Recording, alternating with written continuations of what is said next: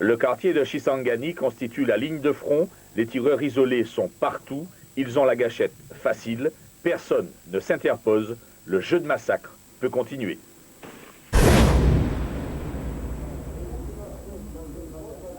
D'autres, atteints par des balles ou brûlés, sortiront ensuite des véhicules. Pris en charge par les médecins, ils seront acheminés dans les services de soins en fonction de la gravité de leurs blessures.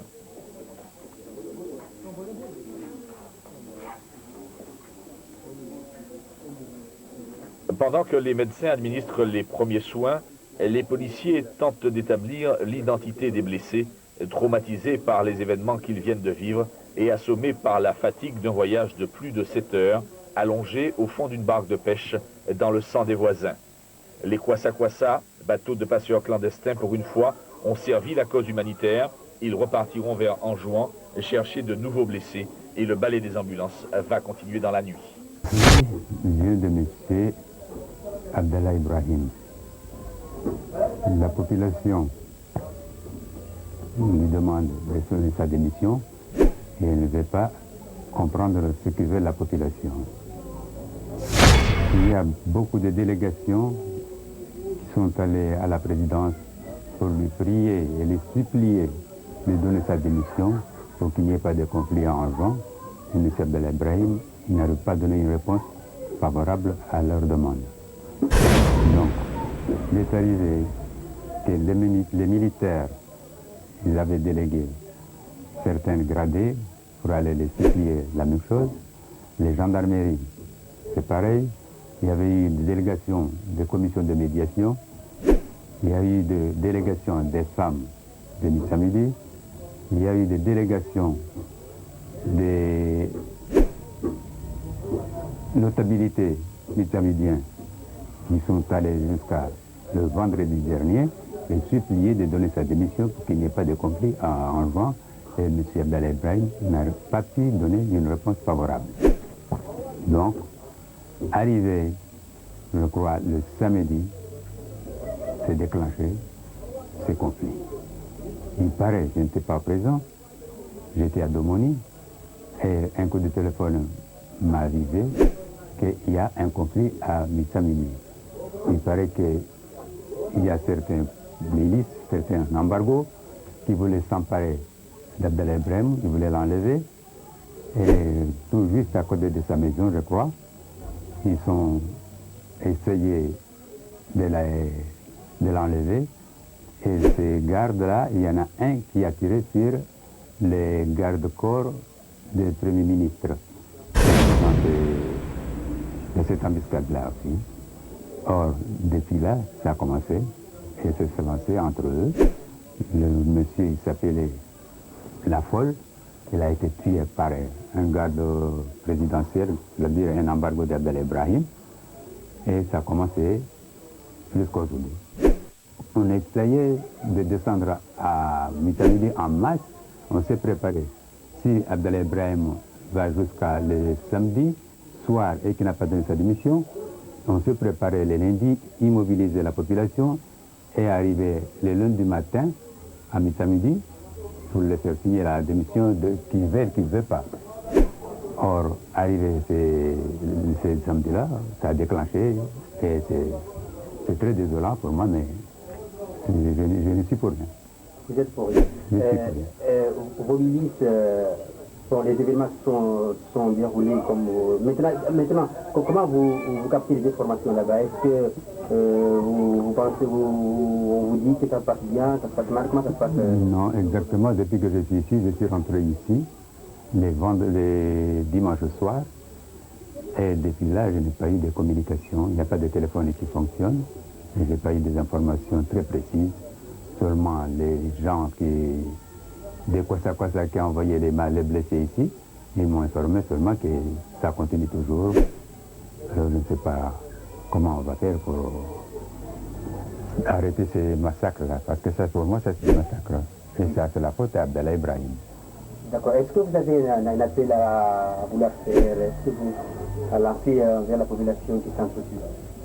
Oui, j'aimerais bien lancer un appel, mais j'aimerais bien dire à M. Abdallah Ibrahim de ne pas insister. Comme la population ne veut pas de lui, il faut qu'il donne sa démission, c'est tout. C'est ça les conditions que demande la population. Abdallah Ibrahim qui donne sa démission, et ramasse les armes à la gendarmerie, et c'est fini.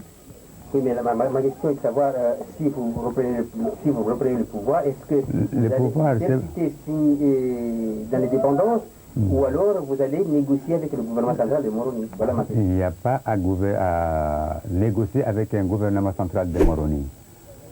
Parce que si on se séparait de Moroni, du gouvernement de Moroni, c'est les maladresses et les bêtises de ce gouvernement de Moroni. Nous, la population d'Anjouan, ou les mouvements anjouanais, les MPA, ils ne réclament que leur indépendance. Purement et simplement leur indépendance. Et après qu'on aura notre indépendance, on saura avec qui on va s'associer, ou on va se négocier. Parce que, comme je l'ai dit toujours, nous, les Anjouanais, on ne peut pas se gouverner tout seul. Il faut quelqu'un pour nous épauler. Comme notre... Quelqu'un, c'est qui selon vous? Selon moi, c'est quelqu'un, il ne sera pas un autre, c'est l'Union européenne. L'Union européenne. Il faut qu'il nous aide, il faut qu'il nous associe, une coopération très, très poussée. Selon mes idées. Pour arriver là, il faut d'abord l'unité nationale. Voilà, il faut... Voilà. Comment retrouver l'unité d'Anjouan selon vous maintenant? L'unité d'Anjouan, il faut avoir notre indépendance, après l'indépendance. Comme il y a eu toujours, on a engagé des négociations avec l'OIA, ces conférences qu'on attend, et qu'on a déjà fait, et qu'on attend encore, qu'on en fera d'autres, c'est pour avoir notre indépendance. Parce que il faut que nous divorcions avec l'État de Moroni, avant d'être mariés avec un autre. Et ce mariage serait, selon vous, un bon mariage serait avec oui, un bon mariage avec l'Union européenne. Oui, bien sûr. Vous passez plutôt à la France? À la France, s'il le veut bien, s'il veut le bien. Parce que je l'ai toujours dit qu'on est vécu avec la France, avec l'Union européenne, comme je l'ai dit. On ne veut pas aller vivre avec d'autres, qu'on n'a pas des idées avec des relations intimes que d'autres. Témoigner de sa préoccupation profonde sur la situation qui prévaut actuellement en juin, la communauté anjouanaise de Mayotte a envoyé une délégation ce mardi à la préfecture de Dzaoudi. Il s'agissait pour elle de demander aux autorités préfectorales de Mayotte une intervention humanitaire sur l'île d'Anjouan. On a demandé seulement que la préfecture de Mayotte, la France, veuille bien regarder avec un œil humain ce qui se passe sûrement en juin avec les drames que connaissent actuellement les Anjouanaises et les Anjouanais. Elle m'a dit que bien entendu que la préfecture de Mayotte ne pouvait pas rester insensible à ce qui se passait en juin et qu'elle se préoccupe énormément à chercher une solution la plus adaptée possible. Pour la communauté anjouanaise de Mayotte, les Anjouanais doivent arrêter de s'entretuer. Les Anjouanais de Mayotte frapperont à toutes les portes s'il le faut pour que le sang cesse de couler sur l'île sécessionniste d'Anjouan. C'est en tout cas le sens de leur engagement. Ça, c'est une épine dans notre pied sur le plan régional comme sur le plan de l'OUA et de l'Afrique. Je ne sais pas ce qui se passe, pourquoi cette île, est-ce qu'il y a un signe indien sur cette île? Puisque les îles d'à côté, les Seychelles, sont paisibles. Il y a plus d'îles. Il y a une soixantaine d'îles ou une centaine d'îles aux Seychelles. On fiche la paix aux Seychelles. Et pourquoi aux Comores, on ne laisse pas ce pays vivre tranquille? Il y a toujours des fauteurs de troubles, il y a toujours des assassinats, il y a toujours des... Je ne sais pas. Et l'OUA peut faire quoi dans la matière? À mon avis, l'OUA devrait intervenir vigoureusement, comme elle l'a fait pour les Comores, en Sierra Leone, au Libéria. Je pense que l'OUA a un devoir d'intervention dans cette affaire. Nous, Malgaches, nous, à Madagascar, on n'intervient pas parce qu'on ne veut pas être taxé d'hégémonisme ou d'expansionnisme belliqueux. Et l'Afrique du Sud? L'Afrique du Sud, l'Afrique du Sud, elle a beaucoup de problèmes chez elle aussi, mais à mon avis, M. Mandela, en tant que doyen, avant de se retirer, pourrait aussi faire quelque chose. Nous, on fait quelque chose, mais intervenir, je ne me le permettrai pas. Je n'interviens pas dans les affaires intérieures des autres. Si on devait envoyer une force de l'OUA, par exemple, pour établir l'ordre aux Comores, j'enverrais volontiers des troupes là-bas, mais des volontaires uniquement. Après une traversée sans histoire, Domoni, premier contact avec Anjouan, secoué depuis samedi par une crise sans précédent. Première rencontre, loin des fracas des combats, des enfants livrés à eux-mêmes. Hôpital de Domoni, dans un silence lourd, troublé par le vol des mouches, les premiers blessés, témoins des affrontements, des combats qui ont opposé les embargos du président Abdallah aux milices du Premier ministre. Moutamoudou contre Mironsi et Domoni, un duel sanglant qui réduit à néant les efforts des Anjouanais sur la scène internationale. Dehors, devant l'hôpital, des hommes en armes dans des camions réquisitionnés pour la cause amènent des matelas. Il y a encore des blessés à installer et ceux qui n'ont pas eu la chance d'être évacués sur Mayotte. Les embargos sont armés, fusils d'assaut, Kalachnikov, AA-52, sulfateuse ou encore Nana sont les doux noms de ce redoutable engin de mort. Première rencontre avec les miliciens de Domoni, déterminés à tenir au prix de leur sang. Depuis samedi, on a déclenché la guerre. Comment ça se déclenche justement? C'est déclenché parce que il y a eu l'embargo d'Anjouan qui avait demandé, et on avait lancé un ultimatum qu'à partir de samedi, il doit céder. C'est-à-dire Foundi Abdallah. Foundi Abdallah Ibrahim, il doit céder la place et donner un autre Anjouanais qui pourra respecter les règles du jeu que le mouvement a adoptées. Foundi a refusé. Et ces gardes ont tué immédiatement les embargos qui étaient sur place. Ils ont tué un, qui est le garde-corps du Premier ministre. Et par là, on a dit non, si c'est comme ça, nous, on doit aussi jouer.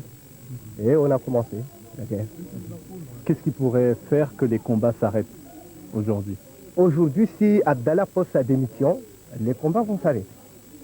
Dès qu'il pose sa démission, officiellement, et il rend les clés de la présidence, tous les biens de la présidence, la guerre va cesser.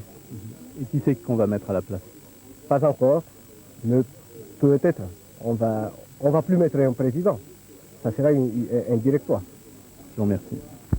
Alors, on a pu également apercevoir des caravanes de population qui se déplacent vers le nord principalement, fuyant donc les combats, on l'imagine. Et puis la centrale électrique de Tchénani-Patsi, pour le moment, ne répond plus, tout simplement parce que il n'y a plus de carburant. Il n'y a plus de carburant donc pour alimenter la centrale. Et les liaisons téléphoniques, du coup, sont coupées.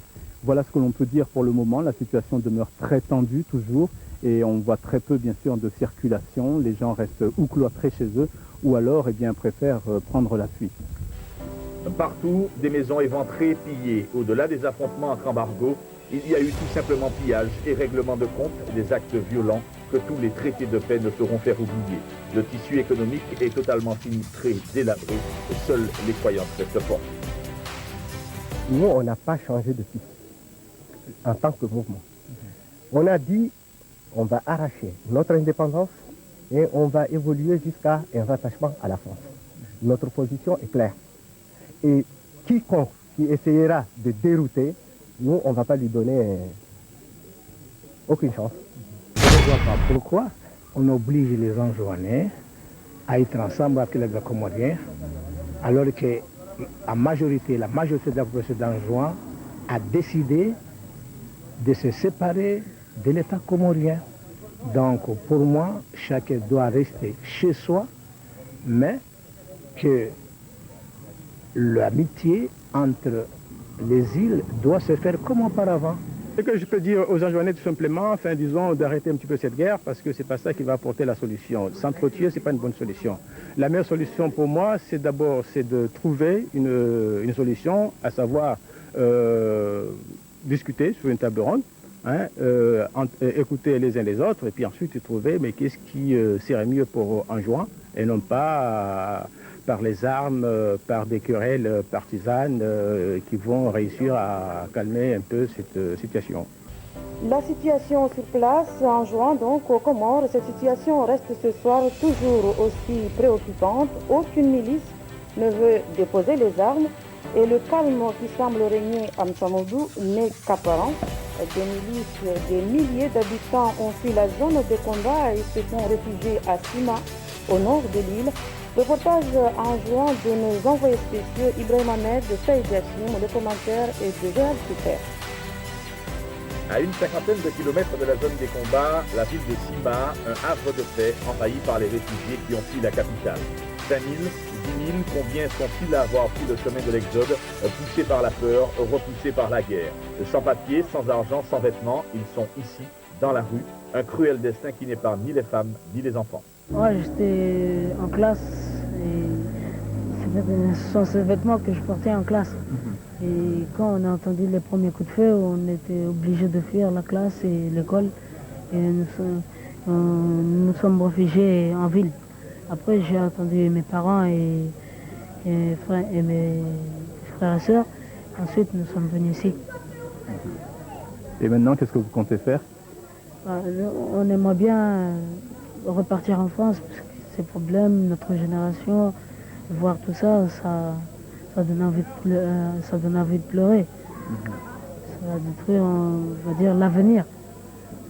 Tous ces problèmes, ça va causer des problèmes surtout pour les jeunes, pas pour les adultes.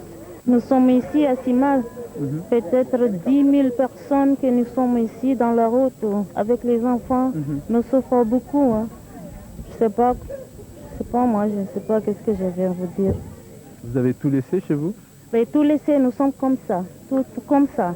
Le papier, tout à la maison. Vous avez des enfants? J'ai 14 enfants, moi. Je souffre avec les enfants ici. J'ai rien du tout. Je suis sortie à la maison sans vêtements, sans rien du tout, sans de l'argent, sans rien du tout. Vous connaissez personne ici à Sima? Non, nous sommes ici. Nous sommes dans la route comme ça. Déboussolés, désœuvrés, les hommes se regroupent pour se rassurer, pour commenter les événements, pour essayer d'avoir des nouvelles de la capitale. Dans ces conditions, un ministre, ici dans la rue, au même niveau que tous les autres, c'est un événement, un double événement, quand il parle avec une singulière lucidité. Moi, en tant que ministre, j'ai toujours prôné l'unité des Anjouanais dans leur combat pour l'indépendance.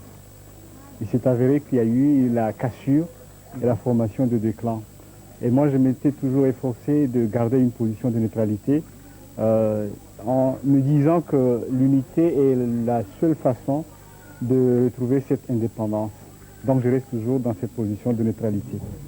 Vous vous considérez toujours comme ministre donc, de ce gouvernement séparatiste? J'ai appris que le gouvernement a été dissous par le président, donc je ne sais pas si je suis encore ministre ou pas. Le président, il est où actuellement? Je crois savoir qu'il est encore à M'Tsamoudou. Comment aucune certitude, mais je crois savoir qu'il doit se trouver à M'Tsamoudou. Comment vous voyez la suite des événements maintenant? Je suis un peu inquiet parce que avec les événements, ça va créer encore d'autres fractures. Et pour réparer tout ça, ce sera un peu difficile. Mais je fais confiance aux humains parce que nous sommes musulmans et qu'on puisse s'entendre sur une base qui est cette lutte de l'indépendance. Encore une chose, qu'est-ce qui pourrait faire que les combats s'arrêtent aujourd'hui? Nous avons réfléchi avec un certain nombre d'amis pour éplucher un tout petit peu les causes de cette crise.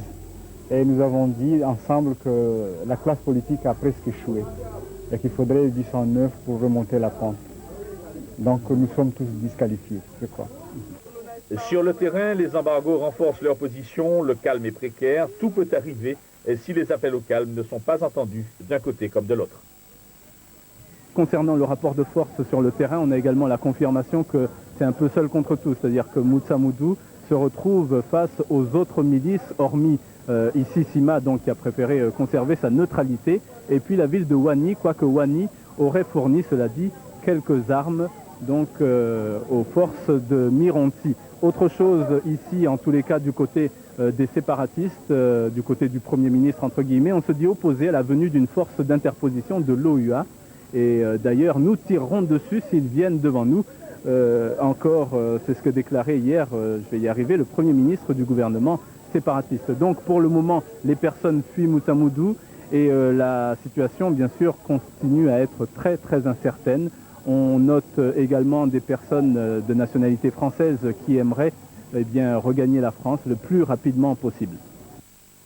Sur l'aéroport de Pamandzi, l'armée de l'air déploie ses ailes, Transal, hélicoptères, les moyens de transport d'une intervention sanitaire française. Le Transal a déjà acheminé les éléments de première urgence d'une antenne médicale. L'hélicoptère est l'élément de liaison rapide. Il peut aussi être très rapidement un élément de dissuasion. Ce n'est qu'une question de module à rajouter. Les personnels sont rodés à ce type d'opération.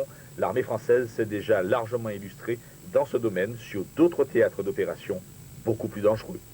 À Paris, une cinquantaine de personnes s'est réunie ce mercredi devant le ministère des Affaires étrangères pour réclamer une aide humanitaire pour Anjouan et demander la fin des combats. Une autre façon pour eux de marquer cette journée de célébration du cinquantenaire des droits de l'homme. Des associations étaient représentées, 2 associations étaient représentées ce matin à cette manifestation. Celle qui avait appelé à la manifestation, donc l'association franco-anjouanaise et l'association Fraternité anjouanaise. Une délégation a d'ailleurs été reçue en début d'après-midi par le conseiller d'Hubert Védrine, M. Serre. Il a rassuré les manifestants et des manifestants qui ont également lancé un appel à leurs frères rivaux afin qu'ils déposent sans délai leurs armes pour le bonheur de tous les Anjouanais. Humanitaire, c'est-à-dire un hôpital de campagne, va être envoyé sur Anjouan. Cet hôpital sera capable de traiter une centaine de personnes en même temps. Le gouvernement français ne peut pas intervenir. M. Georges nous l'a confirmé. Il n'est plus question que le gouvernement français fasse des interventions comme ça, militaires. Donc il n'y aura pas de béret rouge en Anjouan. Alors c'est aux Anjouanais donc de se réconcilier, de déposer les armes et de penser à l'avenir. Alors l'avenir aussi, elle sera immédiate puisqu'il y a une délégation de l'OIA. C'est une délégation qui vient non pas pour intervenir militairement, mais qui vient, c'est une commission d'enquête mandatée par l'Afrique du Sud qui est en charge du dossier, donc qui a été confiée par l'OIA et qui doit transmettre un rapport le 17 décembre à Ouagadougou, à l'OIA. La situation, eh bien, elle est chaotique, hein, n'ayons pas peur des mots, près des lieux d'affrontement, hein, il convient cela dit de le préciser, c'est-à-dire donc Moutamoudou et Mironti, c'est là donc les combats ont lieu, les gens ont déserté donc ces lieux d'habitation. Alors on a entendu un appel au calme, je crois, qui avait été lancé par le porte-parole, si j'ai bien compris, du gouvernement séparatiste. Alors c'est curieux parce que bon, il a lancé cet appel au calme, certes, mais quelques heures après, eh bien, les combats ont redoublé d'intensité dans Moutamoudou. Et puis, eh bien, c'est miraculeusement, donc, mon copain Saïd Hachim, mon collègue Saïd Hachim et moi avons donc pu finalement sortir d'une embuscade. C'était vraiment à l'entrée de Mironti. Au 6e jour du conflit qui ensanglante Anjouan, l'OUA réagit à la demande du gouvernement comorien, demande relayée à Mayotte par le groupe de réflexion sur le devenir des Comores. Une délégation est arrivée à Moroni, elle est composée de plusieurs officiers supérieurs et cette mission a immédiatement commencé ses entretiens avec les représentants du gouvernement à Moroni et la communauté anjouanaise. La délégation est dirigée par l'Afrique du Sud. Elle comprend en outre la Tanzanie, le Mozambique, le Kenya, Maurice et la Tanzanie. Est-ce qu'on peut dire éventuellement qu'avec l'arrivée de cette délégation très importante pourrait traduire une intervention immédiate ou d'ici peu pour faire taire les armes en juin? Écoutez, je voudrais d'abord ajouter que nous attendons dans les heures qui viennent une délégation malgache, également d'officiers supérieurs, qui viendra par un vol spécial. Écoutez, l'objectif de la délégation, comme je viens de le dire, c'est d'évaluer la situation, de discuter avec les autorités comoriennes. Et c'est à la suite de cette mission qu'ils feront rapport. Et je crois que dans les jours qui viennent, on verra un peu plus clair. Pour le moment, je ne peux pas en dire plus. Plusieurs questions restent donc en suspens. Comment cette mission se rendra-t-elle à Anjouan? Quand fera-t-elle ce voyage? Les parties en conflit vont-elles accepter un cessez-le-feu et recevoir les émissaires? À cette dernière question, la réponse est déjà connue, c'est non.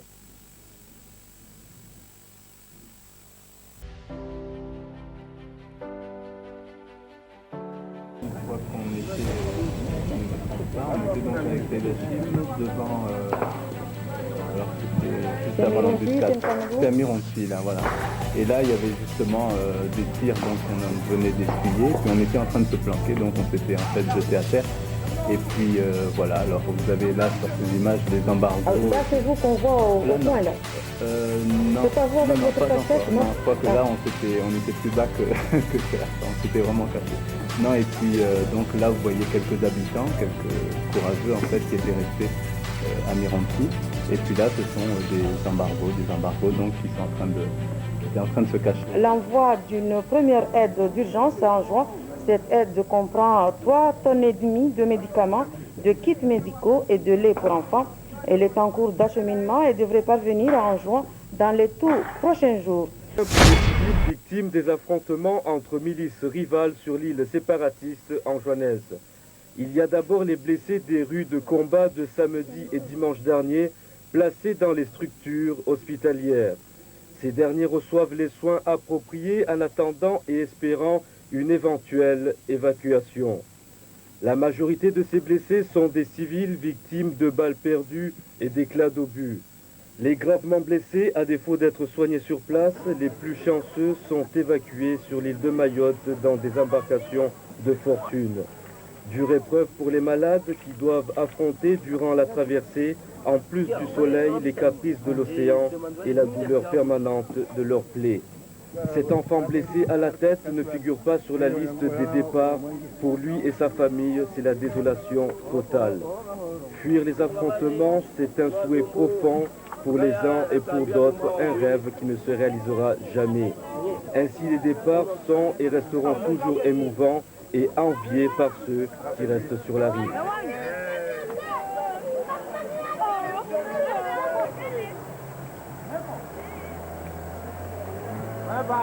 L'heure de bilan n'a pas encore sonné que déjà on peut se faire une petite idée sur l'ampleur des dégâts matériels causés par des actes de vandalisme et autres pillages depuis le déclenchement des hostilités. Ici, le célèbre hôtel-restaurant La Guinguette, chez Charlie, du nom de ce conseiller particulier de Foundi Abdallah Ibrahim. Les gens, milices ou populations, opposés à Foundi Abdallah ont tout saccagé.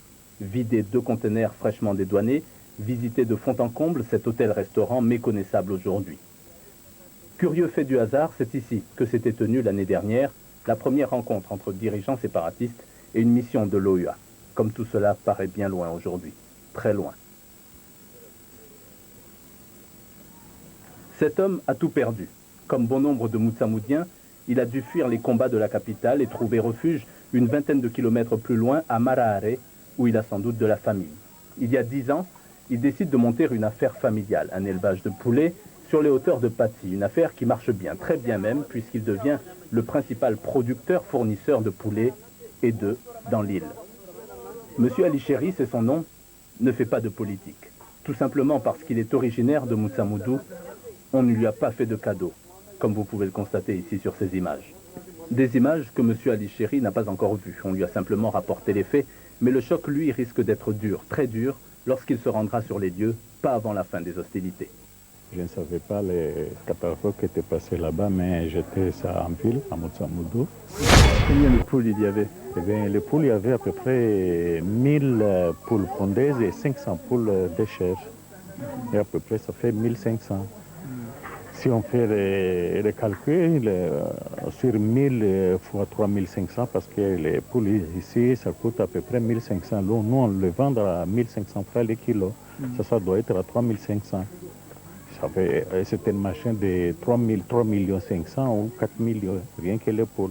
Sans compter les couveuses qu'ils ont pris, sans compter les moteurs et le groupe électrogène qu'ils ont déjà pris. Et sur les poulaillers, moi je travaillais toujours avec 2 branches de machines. Il y avait le poulailler, il y avait un garage pour mes fils qui travaillaient là-dedans. Il y avait un moteur, il y avait des compresseurs, il y avait des, comment dirais-je, il y avait des outillages, il y avait tout ce qu'on peut faire des machines de mécanique. En tôlerie, il y avait des bouteilles à gaz, il y avait des postes soudés. Tout ça, ils ont ramassé. Dans les logements, il y avait des télés, il y avait j'avais aussi des antennes paraboliques, ils ont ramassé, ils ont pris aussi les récepteurs, ils ont tout pris. Il y avait des cuisines électriques neuves que je ne l'ai même pas utilisées, ils ont ramassé. Si je fais les calculs, c'est environ à peu près dans le lendemain encore, je m'excuse, le lendemain, ils sont venus encore enlever, arracher les tôles. Moutsamoudou paye donc le plus lourd tribut à cette guérilla anjouanaise, et il paraît que dans Moutsamoudou, le spectacle est lui aussi à la désolation. En guise de représailles, Moutsamoudou s'en est également pris à certains magasins de commerçants originaires de région. Ce qui nous amène à croire qu'il faudra sans doute longtemps, très longtemps, pour recoller tout ça. Mais le fossé, lui, s'est encore plus creusé entre gens des villes et habitants des campagnes, et ce sera peut-être là la plus grande défaite des Anjouanais, de tous les Anjouanais. Le comité de liaison et de soutien de l'île d'Anjouan, très actif à Mayotte, était également là. L'occasion pour son représentant, M. Kamaroudine, de faire cette petite mise au point devant nos caméras. J'aimerais faire un démenti concernant donc la déclaration qui avait été faite par M. Nation, porte-parole du gouvernement de Seigneur Abdel Ibrahim, qui disait que l'essentiel du soutien qui était apporté en juin était fait seulement par une Canadienne qui habite ici. Donc nous aimerions faire cette rectification montrant que c'est l'ensemble des Anjouanais qui sont ici et qui sont regroupés au sein du comité de du soutien de l'île d'Anjouan. Donc il y a tout fait qui ont joué depuis le début des problèmes qui sont posés en juin et qui ont été aux côtés du peuple d'Anjouan dans cette totalité. En tous les cas, pour toutes ces personnes, il restera à effacer maintenant ces images fortes, ces journées de peur, d'incertitude, de fatigue aussi. Ce sera difficile, car comment ne pas penser à tous ceux et à toutes celles restées là-bas, parce qu'ils n'ont pas le choix, parce qu'ils ne sont pas de nationalité française. Nous sommes à Moutsamoudou, capitale de l'île d'Anjouan, une ville fantôme désertée par sa population. La seule présence de vie est synonyme de mort. Les miliciens, fidèles au président Abdallah, profitent de la pluie pour renforcer leur position. Distribution de munitions, mise en place de mitrailleuses, ils sont déterminés, prêts à sauver le président et l'État d'Anjouan. Nous avons demandé quoi? Qu'une médiation composée d'autorités françaises et de l'OIA arrive pour que puissent rassembler les deux parties et négocier enfin la paix civile. Les Anjouanais n'ont rien à gagner dans cette guerre civile. Nous ne demandons pas une force d'interposition, comprenons-nous. Nous demandons une médiation pour que la paix revienne et que l'on parle après de la réconciliation nationale. Il est grand temps qu'on parle de la réconciliation nationale et des vrais problèmes d'Anjouan. En face, 2 quartiers plus loin, les embargos de Mironti et de Domoni affichent eux aussi leur détermination. Toute tentative de discussion est restée vaine.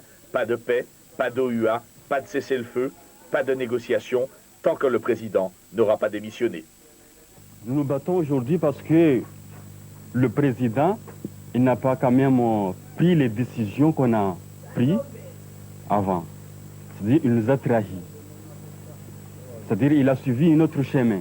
Le chemin qu'il devait nous amener au Bawa, c'est-à-dire en France, il l'a quand même coupé.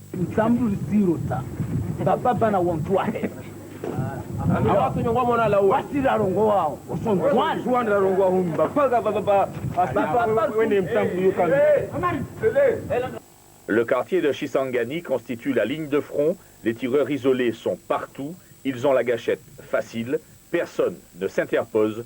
Le jeu de massacre peut continuer. La fin de la guerre civile, la paix à Anjouan. La notabilité de Ouani serait sur le point de faire entendre raison aux milices qui brûlent la terre anjouanaise, aux milices de cette guerre qui désempare la population civile. La situation actuelle est vraiment difficile. Ce que nous voyons aujourd'hui, vraiment, ce n'est pas ce que nous attendons. Donc, je veux dire aux populations, surtout à l'État, que vraiment, il faut avoir une situation normale parce que nous, élèves, nous ne savons pas là où on y va, où vraiment nous allons.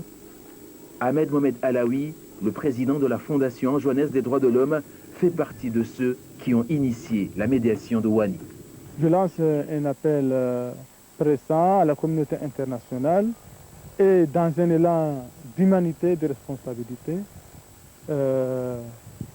Et nous exhortons la communauté internationale à se départir de toute indifférence pour aider la population anjouanaise à trouver les justes et judicieuses solutions au monde qu'elle est en train de vivre.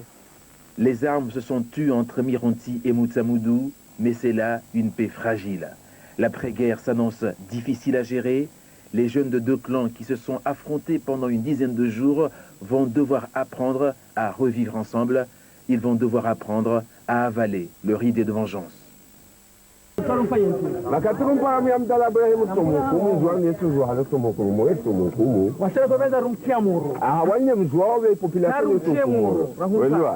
À quelques centaines de mètres de la zone de combat à Anjouan, habite Salim Ali Abdou.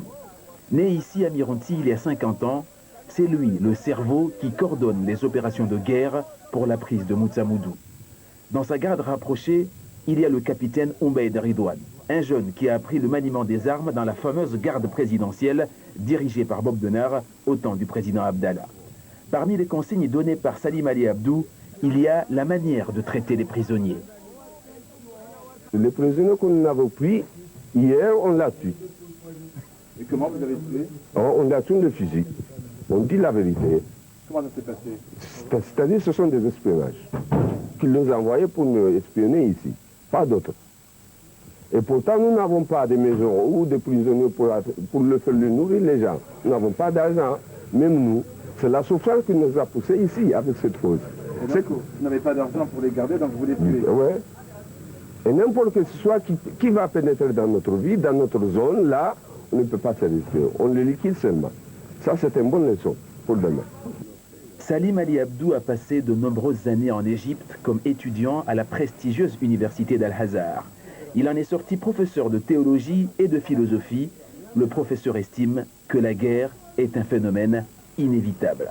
J'ai appris la guerre, c'est un phénomène de l'homme là. C'est un phénomène toujours, on ne peut pas s'éviter, mais on ne peut pas se limiter.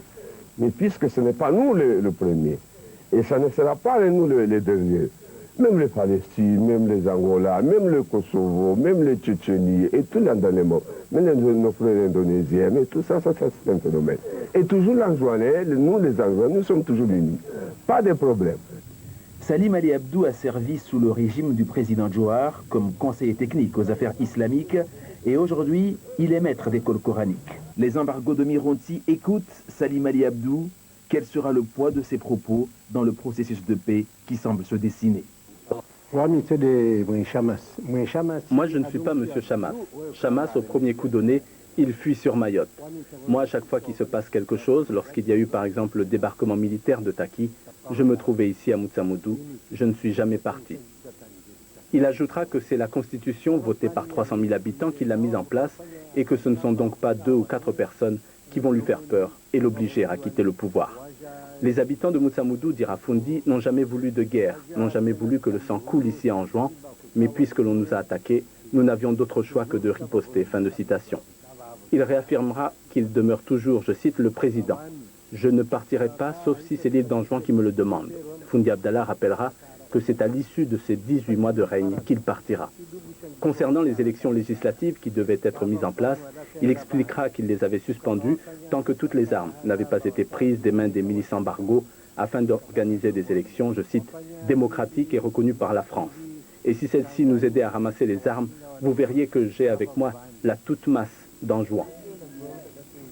En attendant, une médiation est engagée par notables interposés et grâce à l'action humanitaire française. Les choses semblent se calmer, mais les deux camps n'ont pas dit s'ils accepteront de se rencontrer directement. Fundi Abdallah, vous l'avez entendu, ne partira pas et ne désespère pas de rester au pouvoir. L'autre camp, lui, maintient son préalable. Fundi doit d'abord se retirer. À la médiation engagée de réussir à trouver un terrain d'entente, ensuite il faudra ramasser toutes les armes. Bref, tout ça n'est pas encore fini. Moutsamoudou ce matin, une ville écrasée par le soleil, comme beaucoup d'autres à ce moment-là dans l'archipel des Comores. Tendez l'oreille, il n'y a aucun bruit. Ouvrez l'œil, il n'y a aucun mouvement. Pas de trace de cette vie bourdonnante et trépidante, caractéristique sous les tropiques. La ligne de front, Chisangani, un quartier fantôme déserté par sa population. Dans les rues, quelques rares habitants et partout des embargos, à pied, en batterie, en patrouille ou en 4x4. Ici, une voiture surchargée. Enhardis par le calme qui règne depuis 24 heures, les gens reviennent chez eux juste récupérer quelques effets personnels avant de repartir vite. Ils n'ont pas confiance, ils ne croient pas aux déclarations des uns ou des autres, et ce, tant que les armes circuleront librement. Au détour d'une ruelle, des hommes marchent pour la paix sous la protection d'un drapeau blanc, les notables de Wani. Nous approchons du mois de Ramadan. C'est un mois de paix, un mois de prière, un mois de lecture du Coran, afin que tout le monde puisse faire ses prières tranquillement. Et nous avons vu les deux camps, nous avons parlé ensemble avec eux, et nous espérons que nous pouvons, dans un meilleur délai, avoir de bons résultats. Au-delà, nous aurons une conférence intérim et puis après, nous aurons encore à mettre des institutions sur place et nous espérons que la vie reviendra dans son état normal. Le vent disperse les paroles du vieux sage. Les embargos sont toujours là. Kalachnikov en bandoulière. Cette situation bouleversante et paralysante vient remuer le couteau dans la plaie. Des cellules de crise sont mises en place sur l'ensemble des centres hospitaliers, encadrés par des médecins et infirmiers, afin d'assurer une distribution large de l'aide humanitaire médicale. Ces médicaments seront distribués dans les différentes formations sanitaires, c'est-à-dire dans les postes de santé qui est à Bimbini, Mjamawe, à Kibani et dans le sud, en collaboration avec les médecins-chefs de ces districts, Moya et Djindri. Et quelles seront les priorités? Les priorités seront à faire soigner les gens, surtout les déplacés. Au niveau des réfugiés, comment ça se passe? Combien sont-ils? Au niveau des réfugiés, actuellement, nous avons environ 11 000 de réfugiés répartis dans les différents villages, mais le plus grand nombre, ils sont à Bandani, dans les régions de Bandani, puisqu'il est un peu tout près de Moutsamoudou. Alors c'est là où nous avons environ 7 000 réfugiés. Alors nos forces, nous allons multiplier nos forces au niveau de ces régions, vu qu'il y a une concentration très intense. On va s'occuper surtout de l'alimentation, parce que de l'alimentation et surtout de l'hygiène. Cependant, un autre problème se pose. Il n'y a pas de chirurgien sur Anjouan, si bien que les malades ayant besoin de chirurgie habituelle doivent se rendre sur Mayotte. Les images de cette discussion qui a lieu entre toutes les parties en conflit, 2h30 de discussion à Sima, ville refuge, ville neutre durant ce conflit. Des images qui nous ont été transmises il y a quelques minutes par nos envoyés spéciaux Hakim Ali Saïd et Nizar Soufou. Alors un cessez-le-feu qui entérine pour l'instant la situation telle qu'elle est. Les revendications politiques d'un groupe comme de l'autre ne sont pas traitées, elles sont pour l'instant simplement évacuées. La condition de ce cessez-le-feu, que les gens de Moutsamoudou n'aillent pas ou évitent d'aller à Mironsi, et que les gens de Mironsi évitent eux aussi d'aller à Moutsamoudou pendant le temps du Ramadan. Alors on peut s'interroger sur la validité de ce cessez-le-feu. On peut estimer ce soir qu'il y a deux impératifs qui ont conduit les belligérants à signer cet accord. Tout d'abord l'approche du Ramadan dans 48 heures, et puis surtout la réunion diplomatique de l'OUA à Ouagadougou, l'OUA qui aurait pu décider d'une intervention militaire à Anjouan. Je crois que les deux parties étaient opposées à cette intervention militaire de l'OUA.